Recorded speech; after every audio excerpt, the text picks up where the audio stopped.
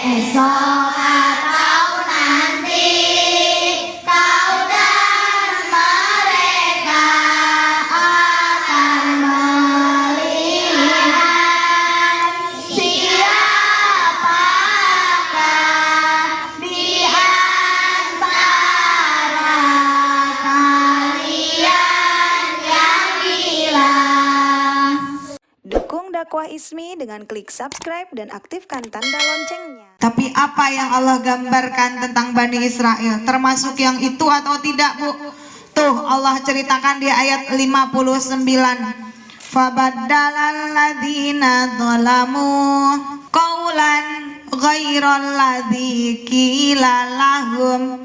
Terjemahkan dulu. Fabaddalal, maka digantikan, alladzina, oleh orang-orang yang zalamu, zalim, qaulan, perkataan, ghaira, yang selain kila, dikatakan lahum, kepada mereka. Kata Allah suruh masuk, dan masuknya dengan ekspresi sujud, lalu katakan damai, damai, kami tidak ingin berbuat buruk, kami datang bukan sebagai rampok. Berarti ajaran baik, betul?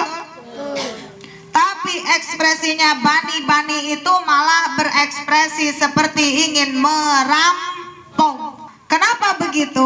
Karena dia fabaddala, mengganti perkataan yang Allah suruh, dikatakannya yang bukan disuruh sama Allah. Kata Allah suruh sujud, dia ngedangak lah, berarti datangnya seperti perampok. Padahal Allah menganjurkan supaya datang sebagai tamu yang santun. Hikmahnya buat kita sekarang, siapa yang mendengarkan dikatakan kepadanya jangan mengambil riba, dia masih riba, berarti dia mengganti perkataan yang tidak dikatakan oleh Allah. Betul? Siapa yang harusnya berbuat adil malah berbuat tidak adil, disuruh berbuat adil malah tidak adil, maka dia mengganti perkataan Allah dengan perkataan yang tidak dikatakan oleh Allah. Disuruh pakai kerudung, Allah nyuruh nggak? Nyuruh. Disuruh pakai kerudung tapi masih berani tidak pakai kerudung, berarti dia mengganti perkataan yang tidak dikatakan oleh Allah. Apalagi pacaran, boleh nggak pacaran? Tidak boleh. Jadi anak ibu yang cantik-cantik nanti begitu udah rada gede pacaran jangan GR ngerasa anaknya laku, karena anak ibu itu tidak niat dijual, betul tidak? Nah, ibu, siapa yang membiarkan anaknya pacaran berarti termasuk mengganti perkataan yang tadinya dikatakan sama Allah, diganti padahal itu tidak dikatakan oleh Allah. Pacaran ini ta'aruf lah, nggak usah saklek-saklek amat. Itu kan ta'aruf, jalani dulu setahun, 2 tahun, 3 tahun supaya saling kenal, baru nanti mikirin nikah. Itu perkataan Allah apa perkataannya manusia? Perkataan Allah apa perkataan gantian? Ganti, hasil badala. Bersyukurlah siapa yang nikah tanpa pacaran. Subhanallah, indah pacarannya setelah menikah. Jadi tidak bosan dalam menikahnya, itu ada variasi dan semakin ditemukan hal-hal manis dan indah, ya. Mudah-mudahan putra dan putri ibu akan mengalami hal yang seperti itu. Amin.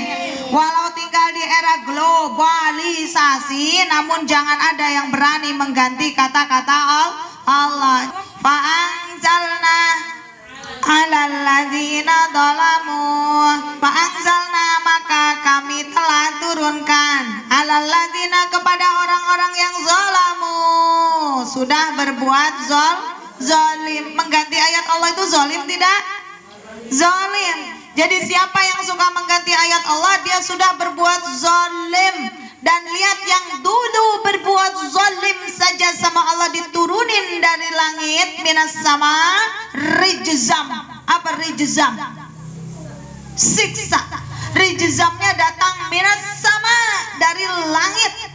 Bima kanu yafsukun. Bima, dengan apa? Efek dari kanu, mereka adalah orang yang yafsukun, bersikap berbuat tidak benar, berbuat rusak, merusak perintah-perintah Allah. Disuruh sama Allahnya tidak pernah patuh, berarti merusak perintah Allah. Menerima kitab suci Al-Quran tapi tingkahnya nabrak-nabrak perintah Al-Quran, maka dia sebenarnya yafsukun, maka dia sudah berbuat zalim. Mudah-mudahan kita tidak termasuk yang ini ya, amin.